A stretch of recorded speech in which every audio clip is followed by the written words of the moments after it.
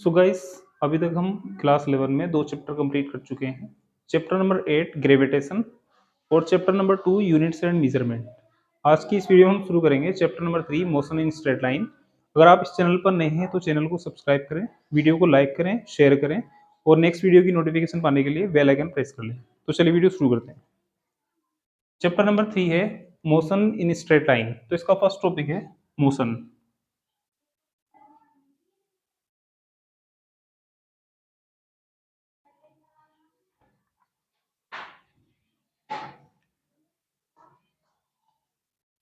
The change in position और configuration of an object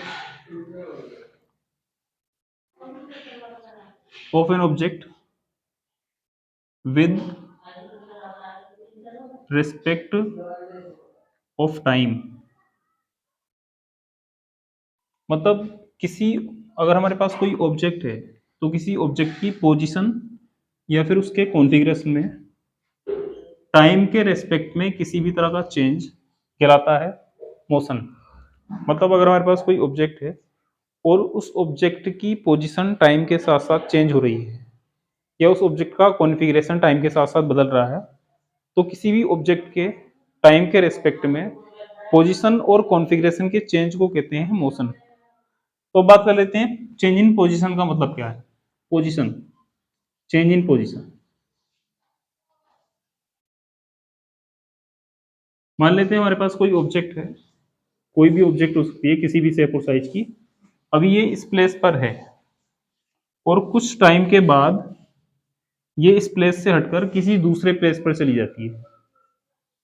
मतलब जब कोई ऑब्जेक्ट अपने प्लेस को छोड़कर पूरी तरह से किसी दूसरे प्लेस पर शिफ्ट हो जाती है तो इसी को कहते हैं चेंज इन पोजीशन। और जब कोई ऑब्जेक्ट चेंज किसी ऑब्जेक्ट की पोजीशन में चेंज होता है तो पोजीशन में चेंज होने के साथ साथ टाइम भी इंक्रीज होता है। मतलब यहाँ पर जो है टाइम के रेस्पेक्ट में पोजीशन में चेंज हो रहा है। ठीक उसी तरह से अगर किसी ऑब्जेक्ट के कॉन्फ़िगरेशन में चेंज होगा तो भी मोशन होगी। तो change in configuration.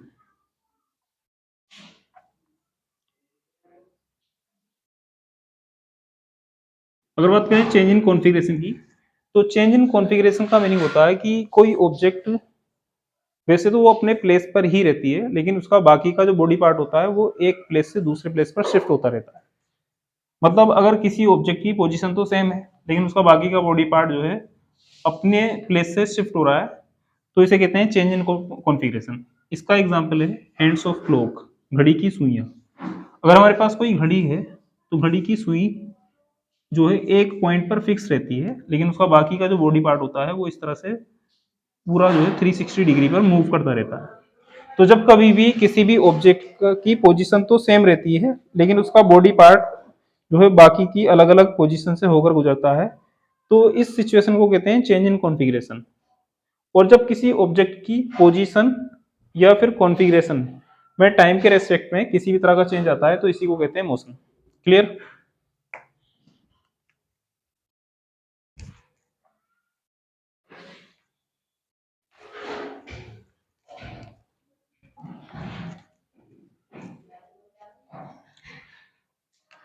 Next topic है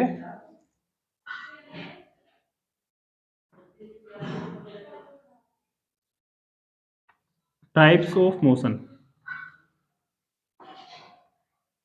मतलब ये जो मोशन होती है कितने टाइप्स की होती है। So there are two types of motion. Number one,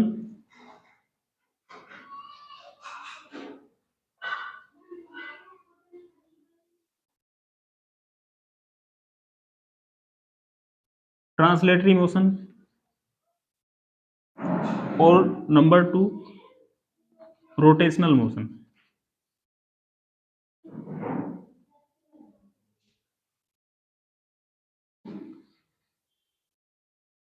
to types की मोशन होती है जिसमें से पहली है ट्रांसलेटरी मोशन और दूसरी है रोटेशनल मोशन। तो पहले बात कर लेते हैं ट्रांसलेटरी मोशन की। ट्रांसलेटरी मोशन क्या होता है। ट्रांसलेटरी मोशन का मीनिंग है change in position of an object with respect of time. मतलब अगर किसी ऑब्जेक्ट की पोजीशन टाइम के रेस्पेक्ट में चेंज हो रही है तो इसे कहते हैं ट्रांसलेटरी मोशन। क्लियर? तो चेंज इन पोजीशन कहलाता है ट्रांसलेटरी मोशन। जबकि नंबर 2 है रोटेशनल मोशन।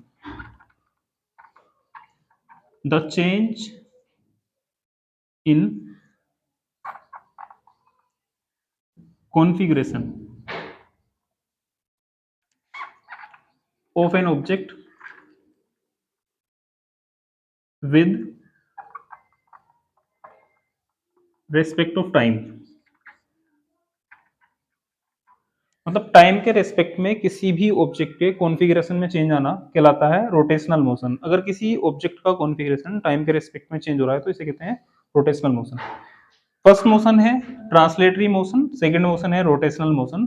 तो जब किसी भी ऑब्जेक्ट की पोजीशन में कोई भी चेंज होगा तो इसे कहेंगे ट्रांसलेटरी मोशन। इसका एग्जांपल है motion of car,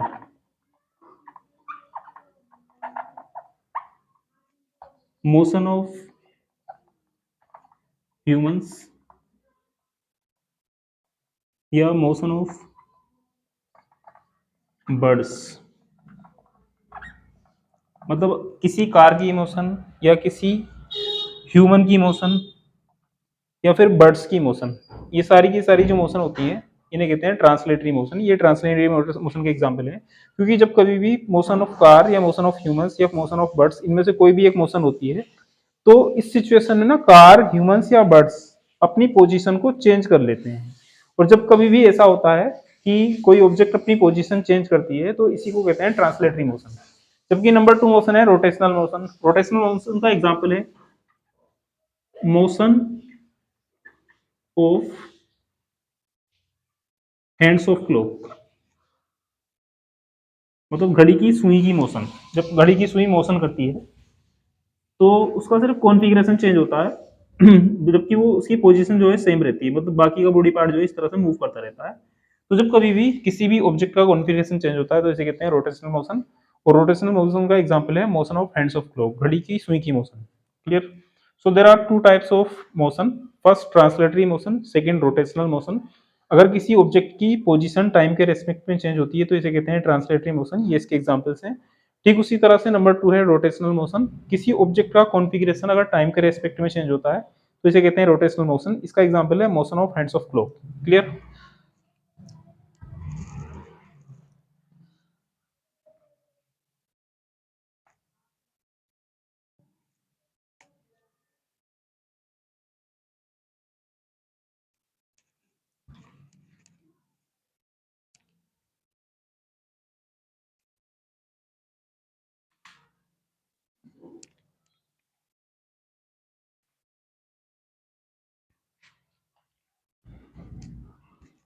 next topic है टाइप्स ऑफ ट्रांसलेटरी मोशन। तो ट्रांसलेटरी मोशन क्या होती है? ट्रांसलेटरी मोशन होती है change in position of an object with respect of time. किसी ऑब्जेक्ट की पोजीशन में टाइम के रेस्पेक्ट में किसी तरह का चेंज आना कहलाता है ट्रांसलेटरी मोशन। और और ट्रांसलेटरी मोशन जो होती है वो 3 टाइप्स की होती है। नंबर 1 वन डायमेंशनल, या इसको लीनियर मोशन भी कहते हैं।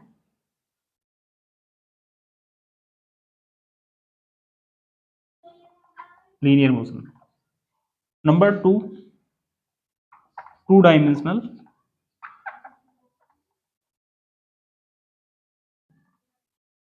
या इसको प्लेनर मोशन भी कहते हैं, या motion in plane, planar motion. और नंबर 3 होता है थ्री डायमेंशनल।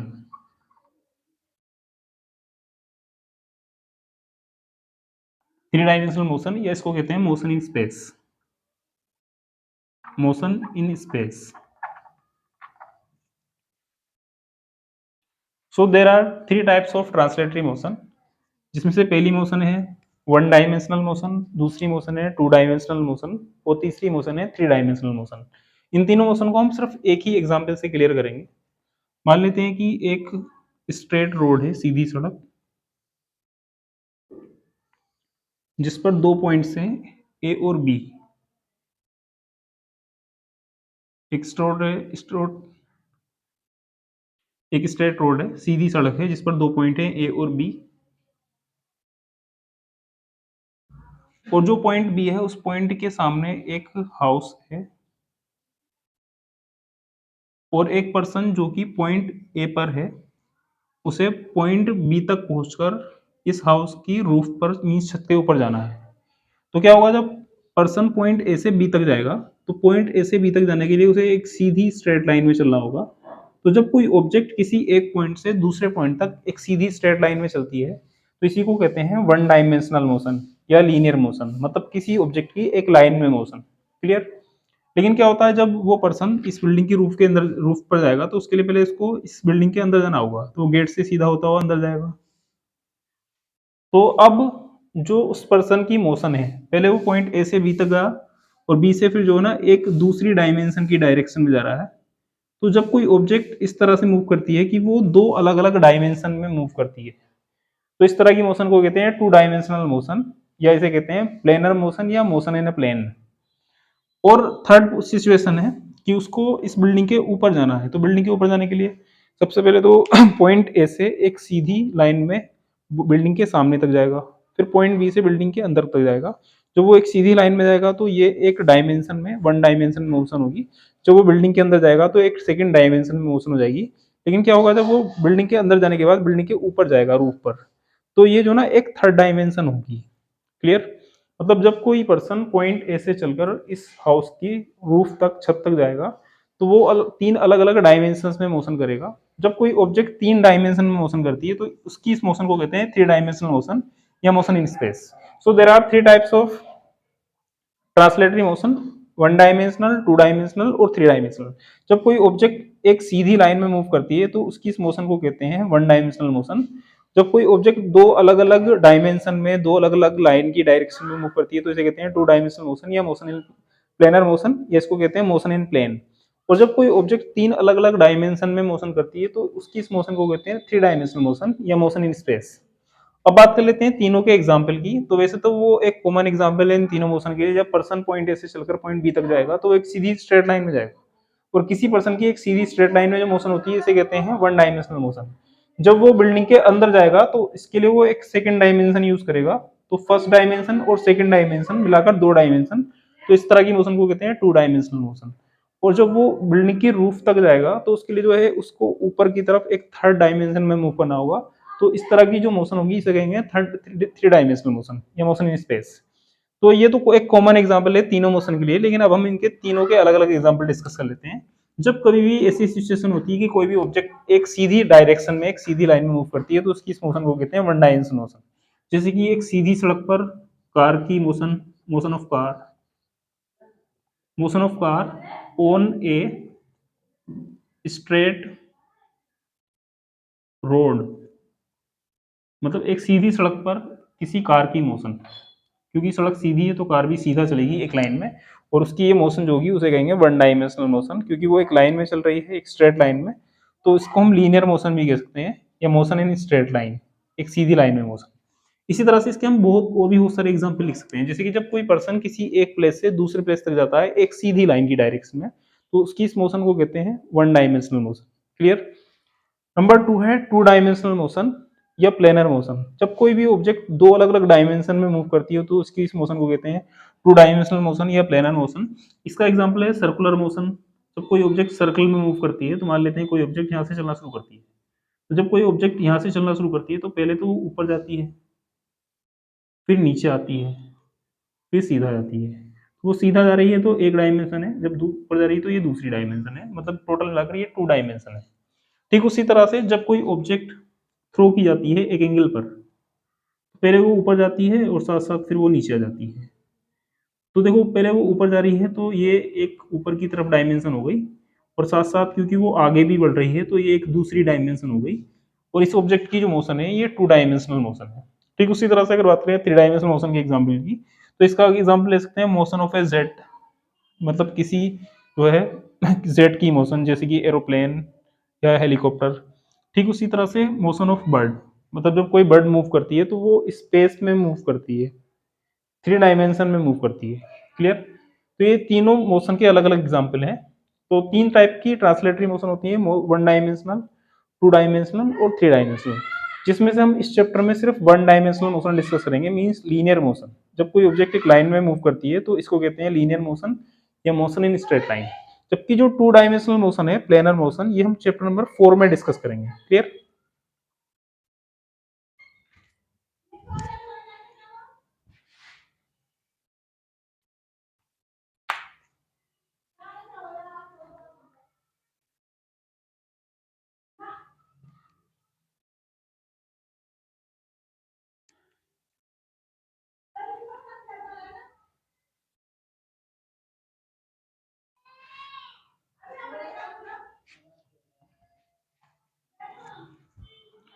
नेक्स्ट टॉपिक है इस चैप्टर का ये तो बेसिक चीजें थी मोशन के बारे में, मतलब किसी भी ऑब्जेक्ट की पोजीशन या उसके कॉन्फ़िगरेशन में टाइम के रेस्पेक्ट में चेंज आना कहलाता है मोशन। पोजीशन मींस जब कोई ऑब्जेक्ट किसी एक प्लेस से हटकर किसी दूसरे प्लेस पर चली जाती है तो इसे कहते हैं change in position. For example motion of car. जबकि कॉन्फ़िगरेशन का मतलब होता है, चेंज इन कॉन्फ़िगरेशन का मतलब है जब कोई ऑब्जेक्ट की पोजीशन तो एक ही रहे लेकिन उसका बाकी का बॉडी पार्ट मूव करता रहे, तो इसे कहते हैं चेंज इन कॉन्फ़िगरेशन। इसका एग्जांपल है motion of hands of clock, motion of wings of fan, fan के पंखों की गति। क्लियर? तो मोशन जो है किसी भी ऑब्जेक्ट के की पोजीशन या किसी भी ऑब्जेक्ट के कॉन्फ़िगरेशन में चेंज को शो करती है। जब किसी भी ऑब्जेक्ट की पोजीशन चेंज होती है या किसी ऑब्जेक्ट का कॉन्फ़िगरेशन बदलता है टाइम के रिस्पेक्ट में, तो इसे कहते हैं मोशन। और मोशन जो होती है वो टू टाइप्स की होती है, ट्रांसलेटरी मोशन और रोटेशनल मोशन। किसी भी ऑब्जेक्ट की पोजीशन में चेंज आना कहलाता है ट्रांसलेटरी मोशन, और जब किसी ऑब्जेक्ट का कॉन्फ़िगरेशन बदलता है तो इसे कहते हैं रोटेशनल मोशन। कुछ ऑब्जेक्ट ट्रांसलेटरी मोशन करती हैं जबकि कुछ ऑब्जेक्ट ऑब्जेक्ट रोटेशनल मोशन करती हैं। ट्रांसलेटरी मोशन थ्री टाइप्स की होती है, वन डायमेंशनल, टू डायमेंशनल और थ्री डायमेंशनल, जिसको लीनियर मोशन, प्लेनर मोशन या मोशन इन स्पेस कह सकते हैं। और जिसमें से हम इस चैप्टर में सिर्फ एक ही टाइप की ट्रांसलेटरी मोशन पढ़ेंगे, मोशन इन स्ट्रेट लाइन या वन डायमेंशनल मोशन। क्लियर? तो ये सारी चीजें तो बेसिक चीजें थी इस चैप्टर की। अब इसके बाद जो नेक्स्ट टॉपिक है वो है distance and displacement.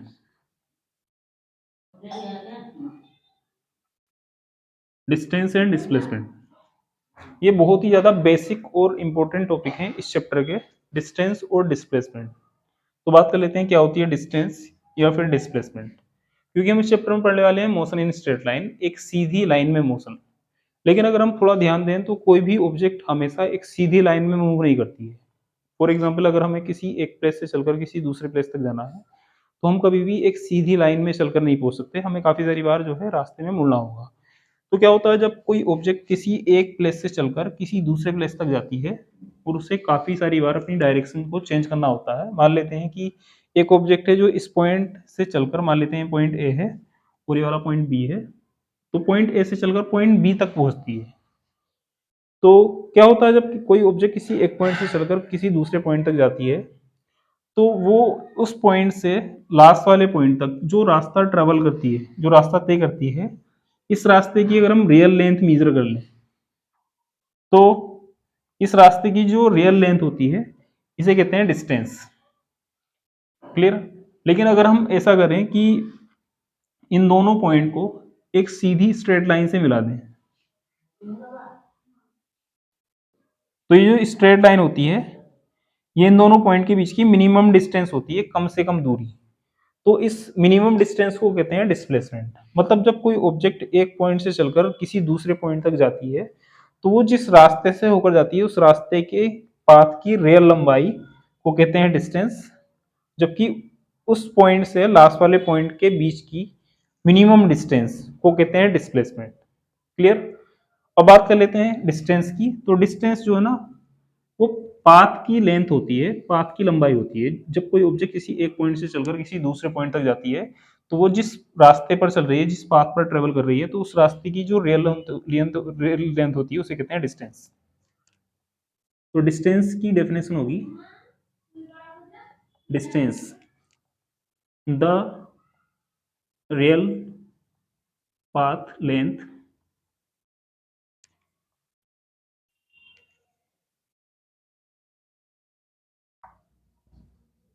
Travel by an object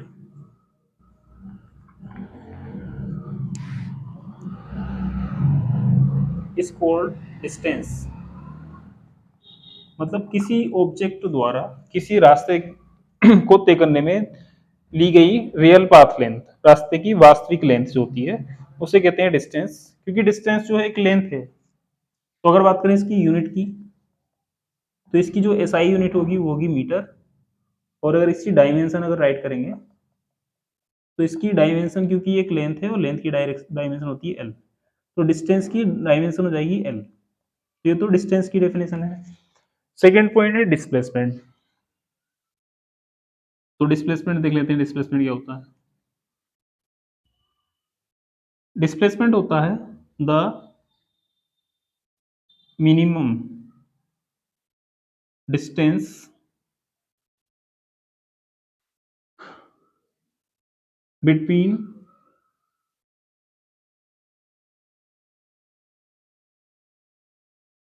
two points of a path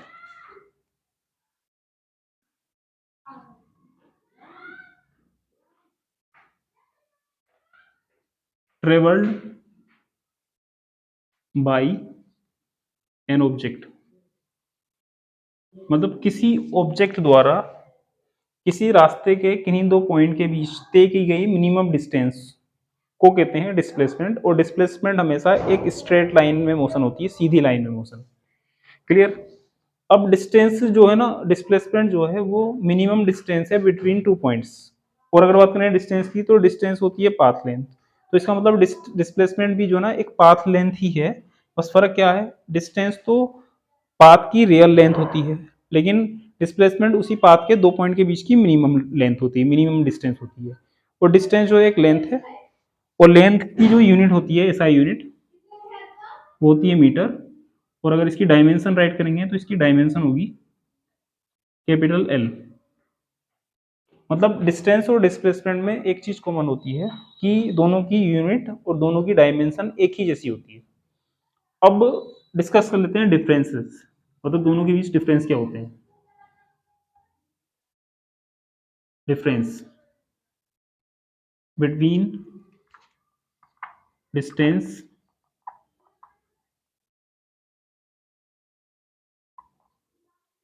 and displacement. मतलब इन दोनों के बीच डिफरेंस क्या होता है। डिस्टेंस और डिस्प्लेसमेंट में कुछ डिफरेंस होते हैं, तो एक एक करके डिस्कस कर लेते हैं। फर्स्ट, डिस्टेंस और डिस्प्लेसमेंट। तो इन दोनों में सबसे पहला जो डिफरेंस है वो इनकी डेफिनेशन में ही है।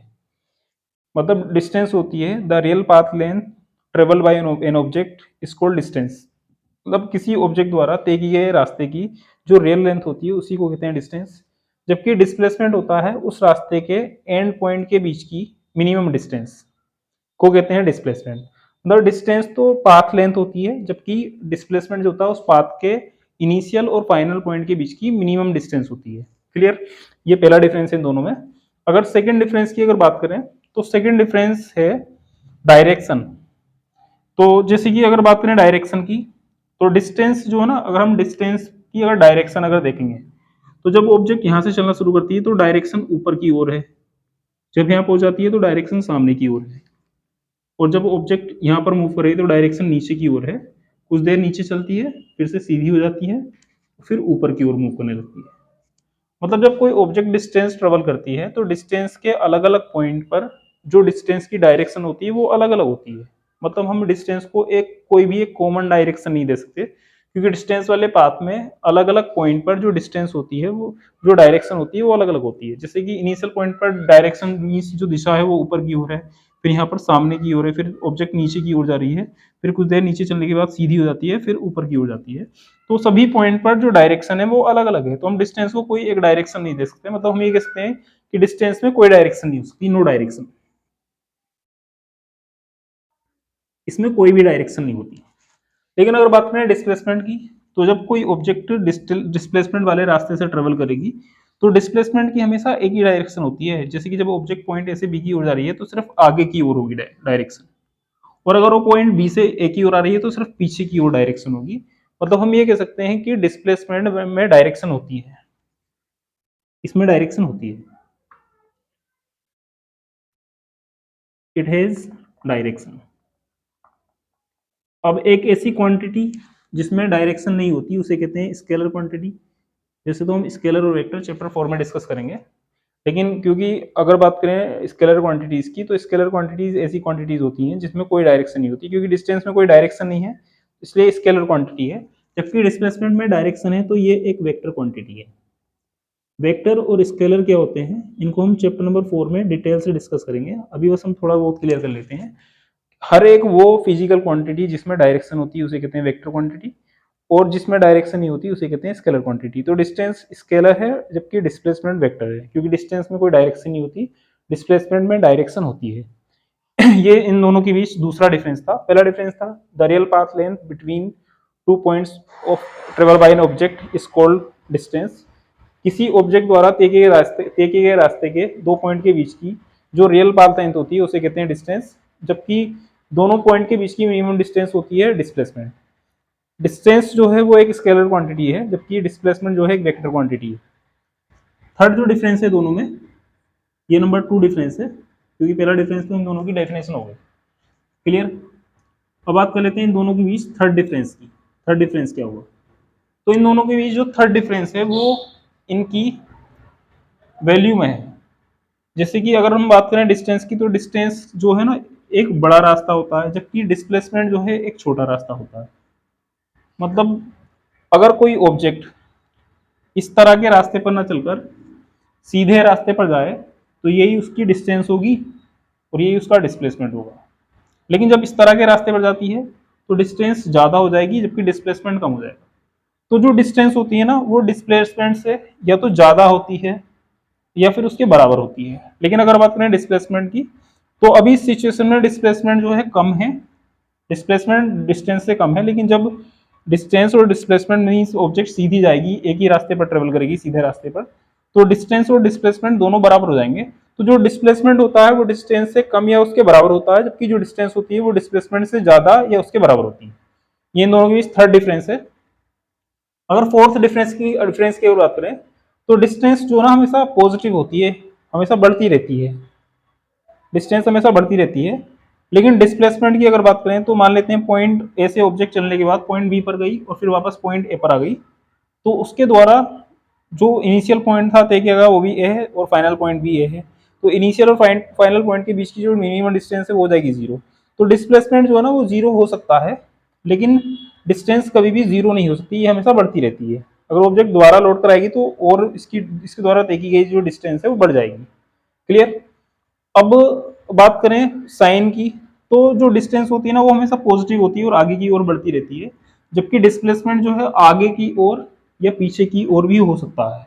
आगे की ओर डिस्प्लेसमेंट प्लस होता है और पीछे की ओर डिस्प्लेसमेंट माइनस होता है। मतलब डिस्टेंस जो है किसी ऑब्जेक्ट द्वारा तय किए गए पाथ की रियल लेंथ होती है, जबकि डिस्प्लेसमेंट जो होता है किन्हीं दो पॉइंट के बीच की मिनिमम डिस्टेंस होती है। डिस्टेंस एक स्केलर क्वांटिटी है जबकि डिस्प्लेसमेंट एक वेक्टर क्वांटिटी है। डिस्टेंस की कोई डायरेक्शन नहीं होती है जबकि डिस्प्लेसमेंट की अपनी एक पर्टिकुलर डायरेक्शन होती है। डिस्टेंस जो होती है वो डिस्प्लेसमेंट से बड़ी या उसके बराबर होती है, जबकि जो डिस्प्लेसमेंट होता है वो डिस्टेंस से कम या उसके बराबर होता है। क्लियर। ठीक उसी तरह से डिस्टेंस जो होती है वो हमेशा पॉजिटिव होती है, हमेशा बढ़ती रहती है, जबकि डिस्प्लेसमेंट जो होता है वो पॉजिटिव भी हो सकता है आगे की ओर, निगेटिव भी हो सकता है पीछे की ओर। और अगर ऑब्जेक्ट इनिशियल पॉइंट से चलकर वापस इनिशियल पॉइंट पर लौट आए तो डिस्प्लेसमेंट हो जाएगा जीरो। तो डिस्प्लेसमेंट पॉजिटिव, निगेटिव और जीरो तीन हो सकता है। तो ये कुछ पॉइंट्स थे जो इन दोनों में डिफरेंस बताते हैं। क्लियर। तो आज की इस वीडियो में बस इतना ही। अगर किसी भी टॉपिक में कोई कंफ्यूजन हो तो आप कमेंट बॉक्स में कमेंट कर सकते हैं। क्लियर।